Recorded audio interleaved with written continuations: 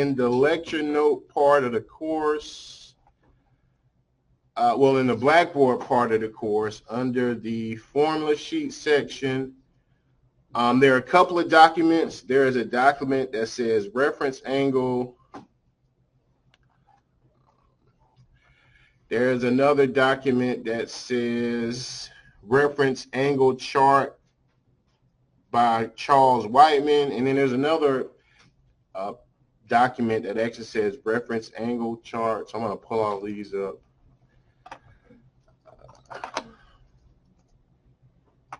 All right.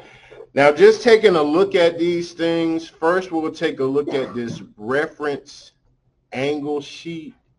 And on that reference angle sheet, a reference angle is nothing more than an acute positive angle. And in the unit circle, the three acute positive angles we focus on are the 30-degree angle, the 45-degree angle, and the 60-degree angle. In this reference angle document, you can find 30, 45, 60 degrees. You can also find its radian equivalent. You can also find the 6 trig functions for each 30, 45, and 60-degree angle. So a little bit later on, we're going to take a look at the unit circle, and we're going to talk about sine, cosine, and the rest of those values. Question? Can we use this document for our test? You can. Okay, anything that's in that formula sheet that can be used on anything we do in class, including tests. There is a reference angle chart, right? The second one, and the reference angle chart looks like this. Let's see if I can blow this down some. And in this reference angle chart, it gives you the formulas for a reference angle, and the formula you use depends upon where your angle lies. So like kind of reading this chart, and then you see I have here ASTC. That's an acronym that says all students take courses. Now I'm kind of explaining what that means once we actually get to it. If your angle is in the first quadrant, all of the angles in the first quadrant are acute and positive. So if your angle is in the first quadrant, then that's your reference angle, basically. So it says that the reference angle is equal to the angle theta if it's in the first quadrant. Now this funny looking circle that you see, that's actually theta, and it means an unknown angle measure. In the second quadrant, here is the formula to find a reference angle. It's either 180 degrees minus the given angle, or if that angle measure is in radians, it's going to be pi minus that given angle measure. So it's just a formula that you use to find a reference angle. If your angle is in the third quadrant, the reference angle formula is the given angle measure minus 180 degrees if your given angle is in the third quadrant. Or if that angle measure is in radian, it's going to be the given angle minus pi. So keep in mind that pi radians is equivalent to 180 degrees. And then if your angle is in the last quadrant, the formula is going to be 360 degrees minus that angle, or 2 pi minus that angle. All right. Now, if we take a look at the very last document, the reference angle chart by Charles Whiteman, okay, and the one he developed looked like this. So it's basically saying the same thing. That all students take courses. What that means is in the first quadrant, all 6 trig functions are positive. So anytime you see greater than 0, that's another way to write positive. Anytime you see less than 0, that's another way to describe something being negative. So that's the all part of everything. For the second quadrant, the students, only the sign and its reciprocal, the cosecant are positive. All of the other trig functions are negative. So that's the all students. Take alludes to the fact that the tangent and its reciprocal, the cotangent, are positive. The other four trig identities are negative. And then in the last quadrant, courses, like all students take courses. So in the last quadrant, the cosine and its reciprocal, the secant, are positive. All of the other four trig functions are negative. So he didn't write out A, T, A, S, T, C, just sort of wrote it. Well, he did write it out. All students take courses. All right, and then he has a reference angle formulas. If your angle's in the first quadrant, the reference angle is that angle. If it's in the second quadrant, it's 180 degrees minus that angle you're given. Or if it's in radians, it's pi minus that angle. And the third quadrant, the reference angle formula is theta minus 180 degrees or theta minus pi. If you're given radians, and we'll take a look at both. And then for the last quadrant, 360 degrees minus the given angle measure, or 2 pi minus the given angle. So this all student take courses is actually a mnemonic device. Okay. So you'll hear me say stuff like Oscar had to eat for apples, all students take courses, that's what you do. So now let's actually use this to solve some problems. Now sort of taking a look back at the lecture notes for just 1 second, just to show where this stuff is coming from. If I pull up the lecture notes section, I believe it's section 8.3.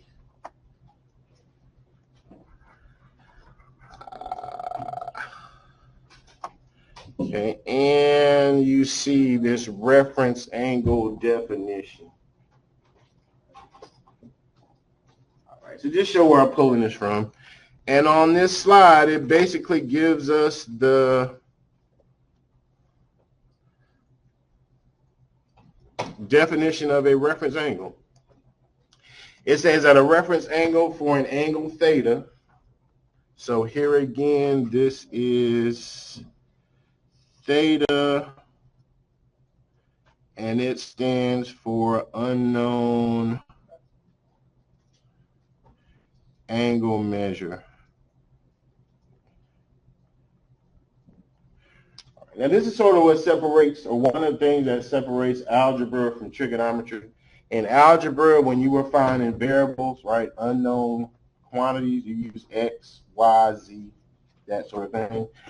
In trigonometry, our variables are written in the Greek alphabet. So theta, alpha, beta, gamma, lambda, that sort of thing. So when we get to these funny looking symbols, I'll just make a note of what they are. All right, so this is theta, and this is an unknown angle measure. So it says that theta is a positive acute angle, right, made by its terminal side of the angle theta and the x-axis. We're asked to find the reference angle for each one of these angles. So we have 218 degree angle, and we're asked to find its reference angle, right, which is a angle that's going to be between 30 and 60 basically. We're asked for 5 pi over 6, and then we're asked for a reference angle for negative 225 degrees. So let's take the first one, 218 degrees. In order to find its reference angle, I'm going to use the reference angle chart provided by Mr. Wiseman. This one. So in which angle, or in which quadrant would a 218 degree angle lie?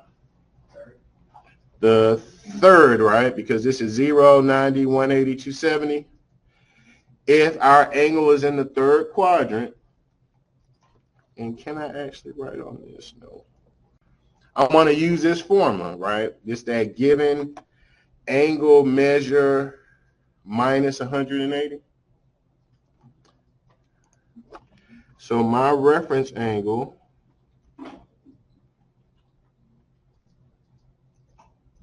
is going to be theta minus 180 degrees, right?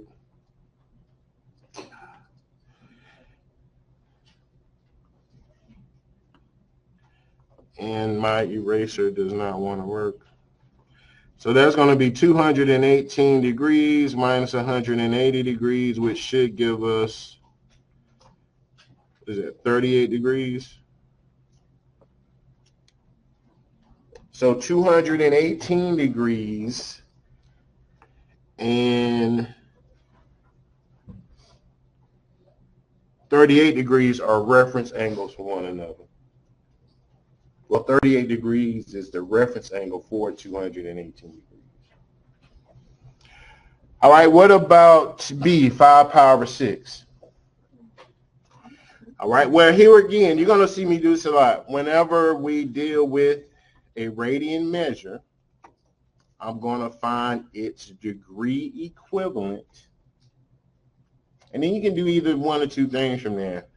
You can convert everything to degree, answer as a degree, and then convert your final answer back to radians. Because if it gives you the initial angle in radian, it wants the answer in radians. Or you can just do it all out in radians. So I'll do it both ways here. But in order to do it both ways, the first thing I'm going to do is figure out which quadrant does 5 pi over 6 lie in. Okay. Well, in order to figure out 5 pi over 6, I could do a couple of things. I could look at the unit circle. I could treat pi as 180 degrees. So I'm going to multiply 5 times 180 divided by 6, and I get 150 degrees, right? So if I look back at my reference angle chart, where would I find a 150 degree angle in which quadrant? The second quadrant, right? And notice I'm given two formulas. One formula says 180 minus the given angle measure. The second says pi minus the given angle measure. Since I'm given a radian measure, I'm going to use this last formula. Pi minus that given angle measure.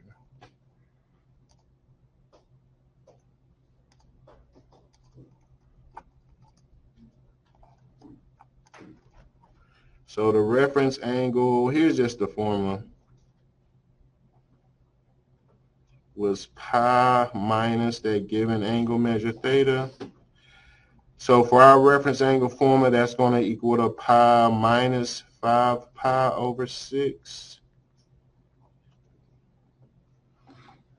Right. So actually what I'm writing here is I'm writing my fractional bar minus another fractional bar. So whenever you add or subtract fractions, you need a common denominator, right?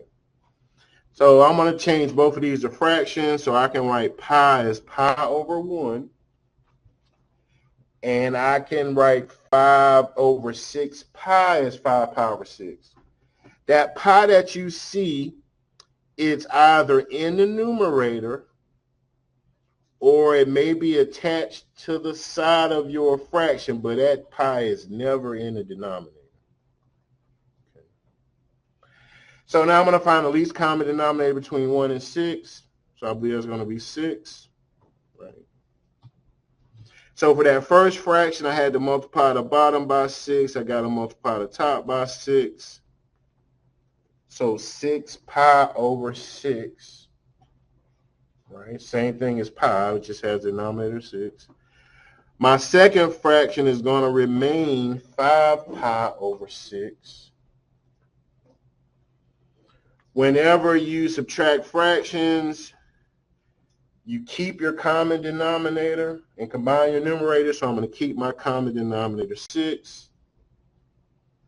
I'm going to combine my numerators, 6 pi minus 5 pi. So once I simplify, I get pi over 6. So pi over 6 is the reference angle for 5 pi over 6. So now if I were to do that by degrees, so notice on my calculator I've already figured out 5 pi over 6, that equals to 150 degrees. If I go back to my reference angle formula, right, I'm going to use 180 minus that 150. And I get 30. And if I convert 30 degrees to radians, I should get pi over 6. So there's either one or two ways you can do it. You could, or first off, I would always just convert it to degrees to see where that angle lies. And then I kind of use that formula using radians.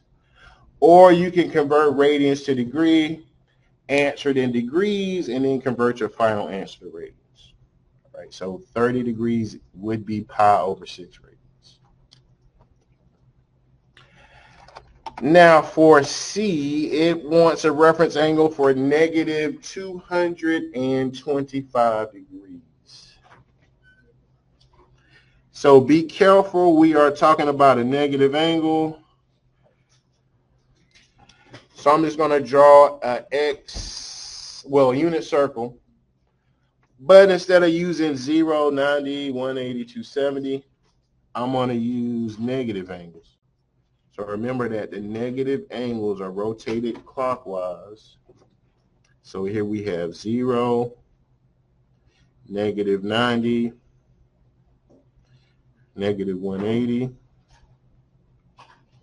negative 270, and we complete one rotation with negative 360. So remember that all of our angles are in standard position, so they all start along that positive x-axis. Which quadrant would I find my terminal side? All right, well, this is 0, negative 90, negative 180, so I believe negative 225 degrees would lie in the second quadrant, right? But I'm sort of running into a problem. I mean, I'm in the second quadrant, but if I look at my reference angle sheet, all of these angle measures are positive. So what could I do to rewrite negative 225 degrees as a positive angle measure? I can add 360. I can find a coterminal angle. Right. So I'm going to do that here. So negative 225 degrees. And for whatever reason, my pen doesn't want to act right. Plus 360 degrees, that should give me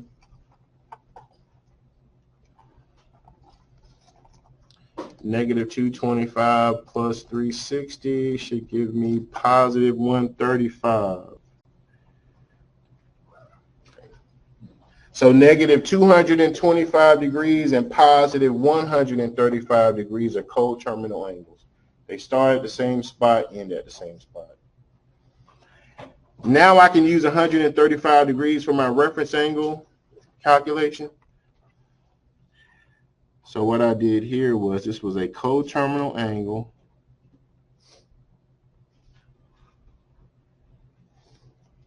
I added 360.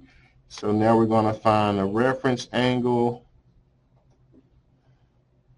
If it's in the second quadrant, I believe it's going to be 180 degrees minus the given angle measure.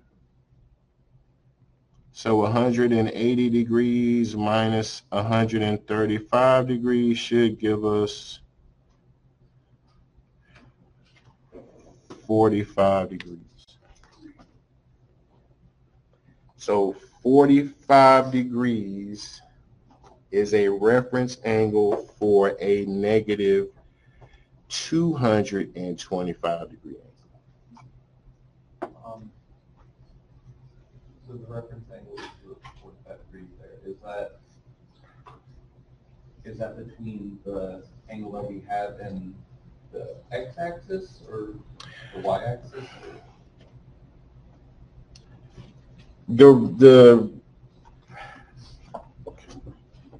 This is like the real reason why you use a reference angle. You can use the trig function values for a reference angle. You can use those for angles in other quadrants. Okay, so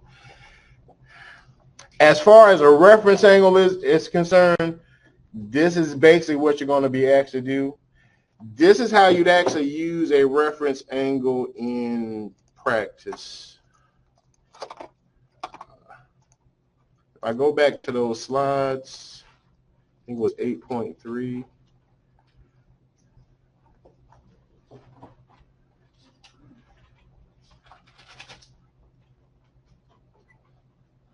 So now they don't ask you any homework questions about this.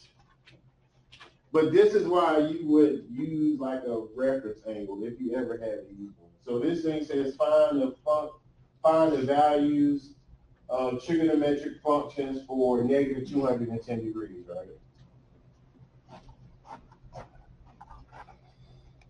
So let's find a reference angle for 210 degrees.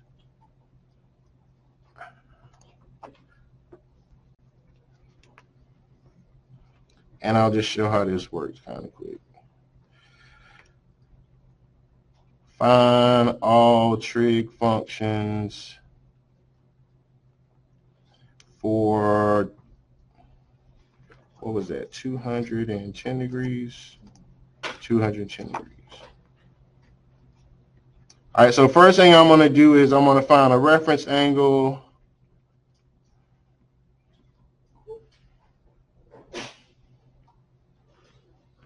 So if your angle is 210 degrees, which quadrant would 210 degrees lie in? The third. So what is my formula? It's going to be 210 degrees minus 180, right? So 210 degrees minus 180 degrees. And we get a 30 degree reference angle, right? So the reference angle was 210 degrees minus 180 degrees, which was 30 degrees. All right, so now I'm going to use the reference, so I want to find the cosine of 210 degrees, the sine for 210, the tangent, then the reciprocals. The reciprocal of cosine is secant. The reciprocal of sine is cosecant.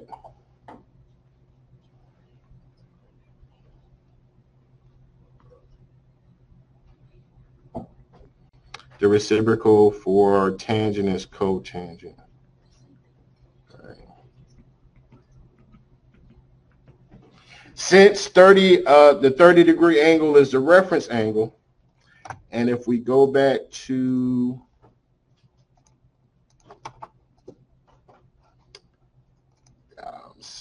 this chart, I've closed it down. This reference angles chart.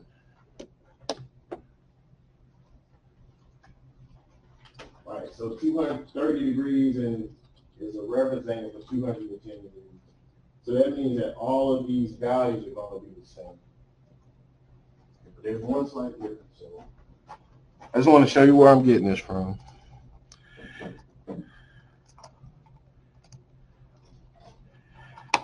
I'm going to try to put both of these up on the screen together. So I'm going to kind of write these values down. So the sine of 30 degrees is 1/2. So that means that the sine of 210 degrees should be 1/2, the numerical part. The cosine is square root of 3 over 2. The tangent is square root of 3 over 3.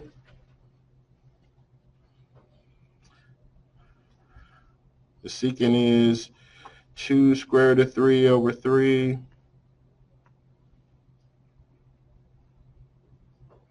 The cotangent is square root of 3.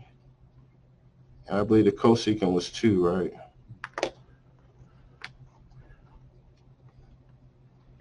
So here's where this all students take courses comes in.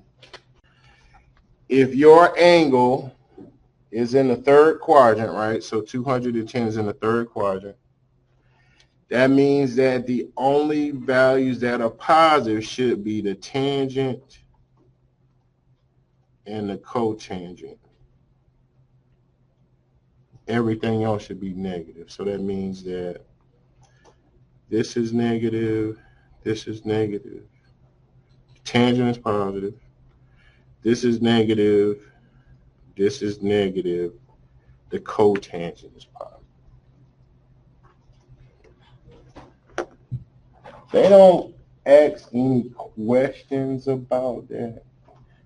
Like I said, this was a different textbook, and this is why you would use a reference angle, right? I found out that 30 degrees and 210 are reference angles, so I just put all of those 6 values. Bless you. All students take courses. 210 is in the third quadrant. The only angles positive in the third quadrant are the tangent and the cotangent. Everything else is negative. So if you were to align what we just did with the unit circle function values chart, which is here, you're going to see that that's already been done. So if you look at 210 degrees,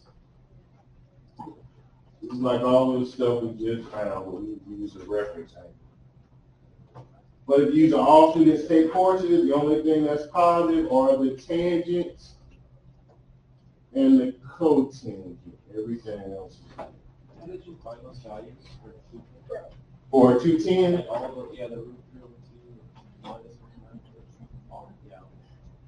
I'm going to explain that, how these little relationships develop. Did we ever solve for that, or you just kind of do it? Well, it's based on knowing, I'm going to show you where you can find this stuff and where this stuff is coming from. But 30, 45, and 60, these are like the special ones that apply for everything else. The difference is just the sign or not, if it's just reference. All right, but this sheet here is going to be real handy in this course. All right, so that is a reference angle and how you actually use a reference angle.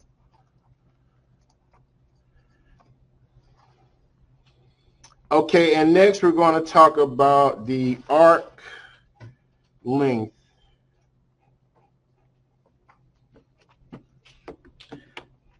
Oh, I'm sorry, I went down too far. Here it is. I apologize. Arc length.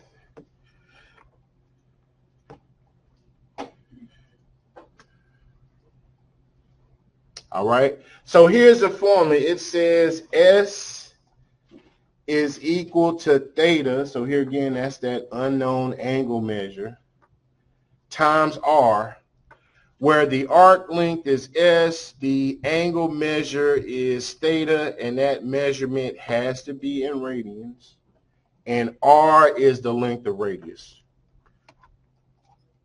So here's what a drawing of that actually looks like. If we have a circle, in that circle we have a center, right? And through that center we have some kind of angle, all right? This angle that's formed, that is theta. It's called the central angle measure. S is the length of arc, right? So if you actually had a ruler and if you were to measure from one part of that arc to the other part of that arc, that would give you some distance. That's called the arc length. So S is equal to R times theta, where theta has to be in radians. Right. So here's the only thing about this. In order to use it, you got to make sure that your central angle measure is in radians. If they give it to you in degree, you have to convert it to radians, and then you can use the formula. All right, so let's take a look at a couple of problems. I believe this one's similar to number 9. I believe it is. It says find the arc, the length of arc of a circle, radius 12 inches, subtended by a central angle of 1/4 pi radians. So they give us this central angle measure in radians. And it says answer exactly in terms of pi.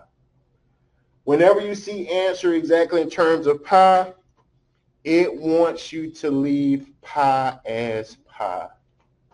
So don't put pi in your calculator and convert it to the 3.14 whatever. They specifically want to see pi in the final answer. All right. So I'm just going to write the formula. S is equal to R times theta. R is going to equal to 12. And theta is equal to pi over 4. So you're going to see me do that with pi. It may be attached to the side. Sometimes you may see it in the numerator, but when I perform calculations, I'm always going to put pi in the numerator, always. So now I'm just going to multiply. So I'm going to multiply R, which is 12, times theta, which is pi over 4. That 12 and that 4 are going to reduce.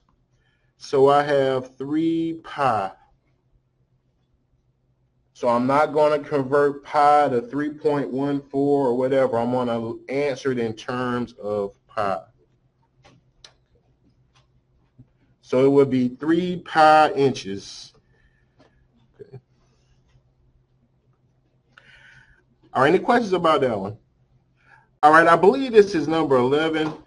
I'm not quite sure, but it says find the length of arc on a circle of radius 12, subtended by a central angle of 160 degrees.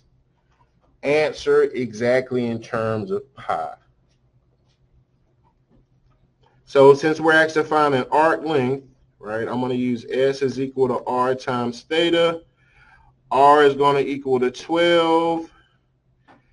Theta equals to 160 degrees. I have to convert that to radians. So remember from the last class when we converted degree to radians, we had to multiply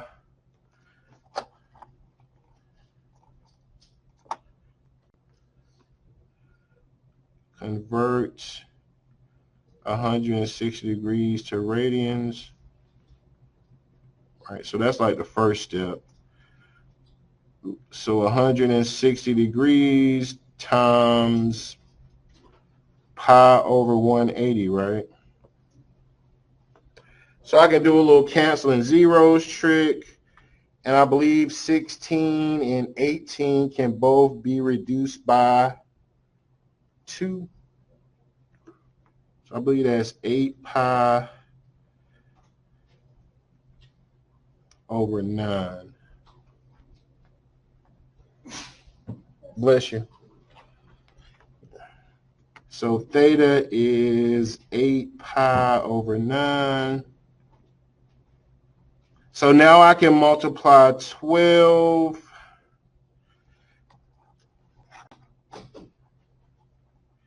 I believe I can slide this over. I can multiply 12 times 8 pi over 9. And I believe the 9 and the 12 can reduce by 3.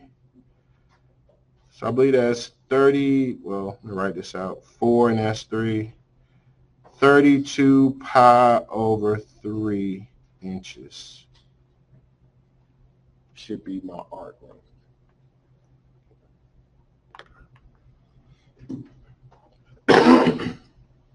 All right, any questions about, I believe that's number 11. So just be careful if you're not given radian measure, you have to convert it. All right, the formula for the area of a sector is much the same as far as the central angle measure must be in radians.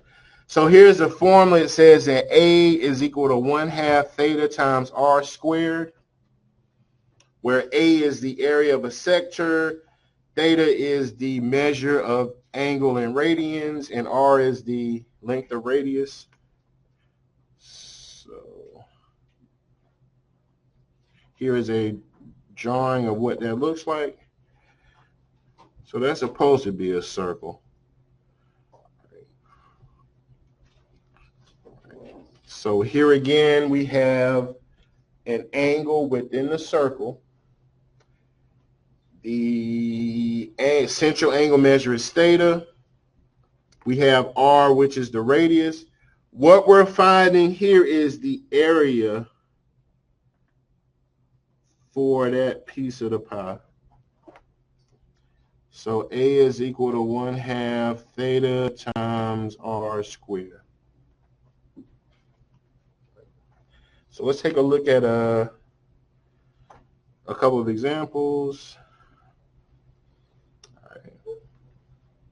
So this one says find the area of a sector with a radius 6 and a subtended by a central angle of 45 degrees. Write the answer exactly in terms of pi.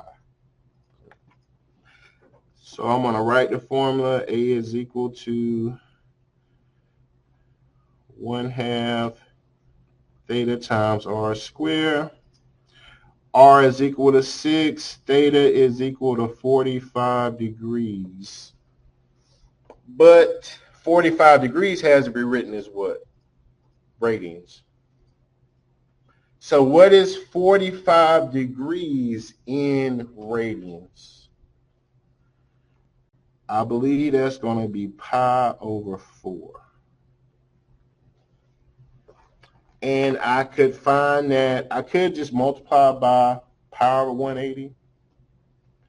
I could use the unit circle. I could use this special angles, reference angle sheet. All right, to find 45 is pi degrees. 45 degrees is pi over 4 radians. So now I can just plug and chug in the formula. So the area of a sector, that's equal to 1/2 times theta, which is pi over 4, times r squared.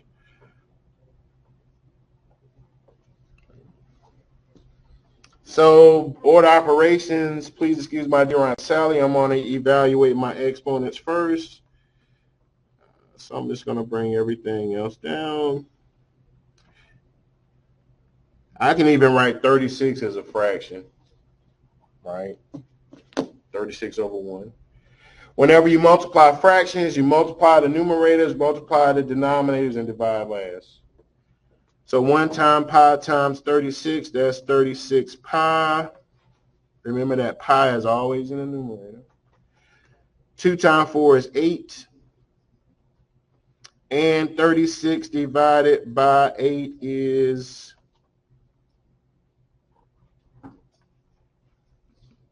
That reduces to give us 9 pi over 2. Right? We can reduce by 4. So remember to leave the answers exactly in terms of pi. And then for the last example, right, find the area of a sector with the radius 10, subtended by a central angle of 3 over 2 pi radians. So A is equal to 1/2 times theta times r squared. Theta is 3 pi over 2.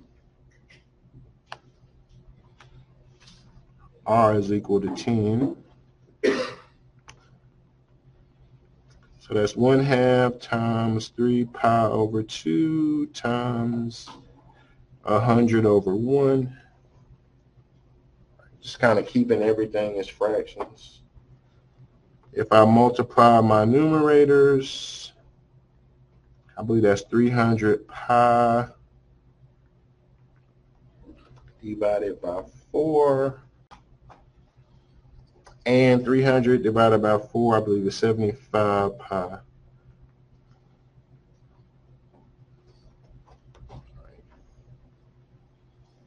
All right, any questions about that example?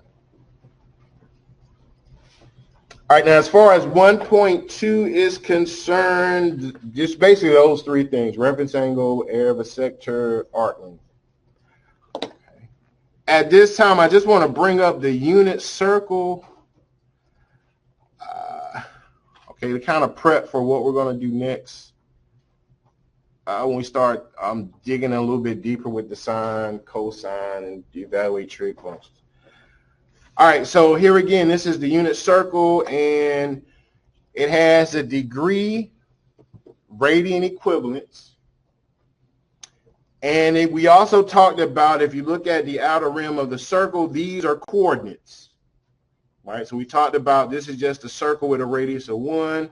So if you're looking at 0 degrees, right, notice its plot is here, and it has the coordinates 1, 0.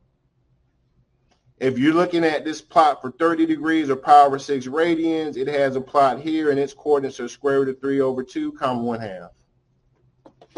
So now how this relates to trig functions. So from algebra and any coordinate system, we have what's called an ordered pair, right? And it's in the x, y format. And you see that on this unit circle, right? For the coordinates for 30 degrees or pi over 6 radians, we get square root of 3 over 2, 1/2. The coordinates for 180 degrees are negative 1, 0. When you're looking at the unit circle, that first coordinate, which is x, it corresponds to the cosine of some angle. So cosine is nothing more than an x coordinate on this unit circle. When you're looking at the y value is the sine of some angle. So cosine is nothing more than x, sine is nothing more than y. And then when you talk about the reciprocals, the reciprocal of cosine is secant. So you just take whatever the cosine value is and just flip it over. The reciprocal for the sine is the cosecant. So if you know the sine value, you can just reciprocate it. That would give you the cosecant value. Notice on this unit circle, you do not have tangent and cotangent values. The tangent, that would be the y coordinate over the x coordinate. Or the tangent is the sine divided by the cosine. So like if I wanted to find the tangent of 30 degrees, I'd have to divide 1/2 by square root of 3 over 2, reduce all of that stuff down. That would give me the tangent. The cotangent is x over y. So if you're looking at those unit circle function values, all of that stuff's basically been done for you. Now, as far as the calculator is concerned, because we haven't used a calculator in this class as far as the trig functions are concerned. So first I'm going to turn it on, and I'm going to go into mode. And in this class, you want to be careful on which mode you are in. I have a radian and I have a degree. Okay, so I'm going to just show something real quick. If I am in radian mode, and if I put in the cosine of 30, I'm going to get 1.1514. If I change the mode on my calculator, let's say to degree, and if I put in that same value, I'm going to get something totally different. So you have to be careful which mode you're in when you're using these 6 trig functions. So I'm going to default my calculator to degree mode. So I'm going to go into mode, and I'm in degree mode. So now as I follow this unit circle, I'm going to put in the degree modes. All right, so here's an example. What is the cosine of 90 degrees? All right, well, now if I look at the chart, I can find 90 degrees, which is here. The cosine will represent which coordinate? X. So the cosine of 90 degrees should be what? Should be 0. So if I put that in my calculator, I'm going to make sure I'm in degree mode because I'm putting in a degree measure. And if I put in the cosine of 90 degrees, I should get 0.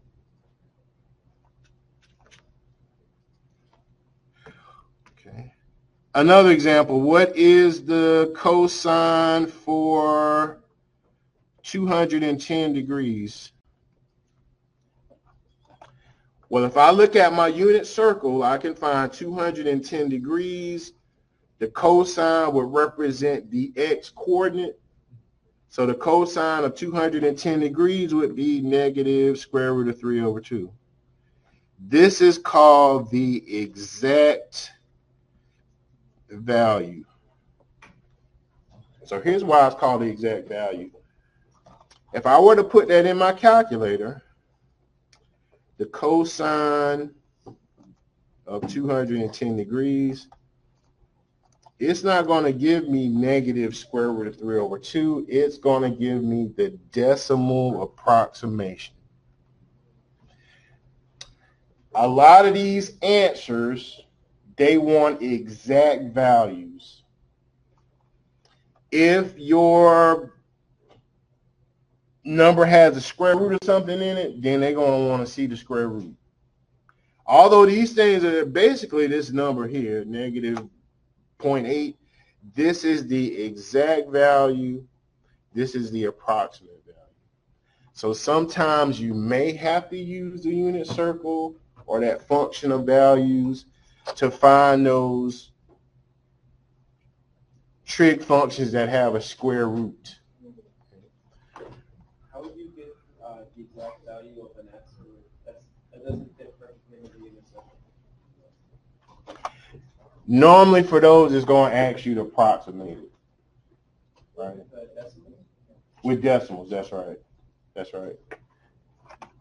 You can only answer in decimal if it was something like that. But otherwise, we use the unit circle. That's right. That's right. Otherwise, you're going to use a unit circle. I was wondering, like, how would you get this? Well,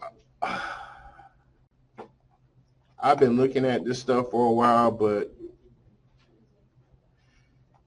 with the advent of technology, and especially this sheet, so I'll kind of show how these are. Okay, so another, I guess we'll start there when we meet again. So I'll kind of go a little bit deeper with that unit circle, but for now, I just want you to know that cosine is the x coordinate, sine is the y coordinate.